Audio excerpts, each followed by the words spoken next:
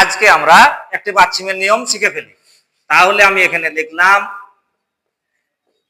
এটাকে উচ্চারণ পালরি বলবো না, পাল্লি বলবো। কেন বলবো? নিচে যদি রিয়ল বাচ্চিম থাকে, তারপরে যদি রিয়ল আসে, যদিও উপরে একটা র হয় কিন্তু ল উচ্চারণ করবো এবং লয় লয় যুক্ত উচ্চারণ করবো। পাল্লি, পাল্লি মানে হচ্ছে তাড়াতাড়ি। এবার আমি যদি লিখি,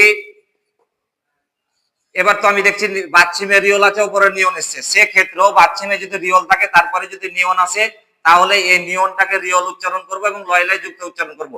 সল নাল বলবো না, সল লাল। সল লাল মানে হচ্ছে নববর্ষ।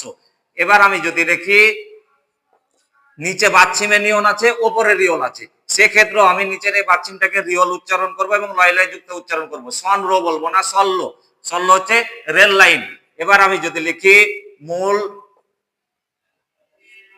এটাকে আমি উচ্চারণ করব মূল লাল্লি, মানে হচ্ছে পানি সংকট। তাহলে কি আছে, যেহেতু এখানে রিয়লের পরে নিয়ন আছে, তার জন্য এটাকেও আমি রিয়ল উচ্চারণ করব এবং যুক্ত উচ্চারণ করব, এবং রিয়লের আগা দিকে নিয়ন আছে, এজন্য আমি নিয়নটাকে রিয়ল উচ্চারণ করব এবং লয় লয় যুক্ত উচ্চারণ করব। তাহলে মূল লাল্লি মানে হচ্ছে পানি সংকট।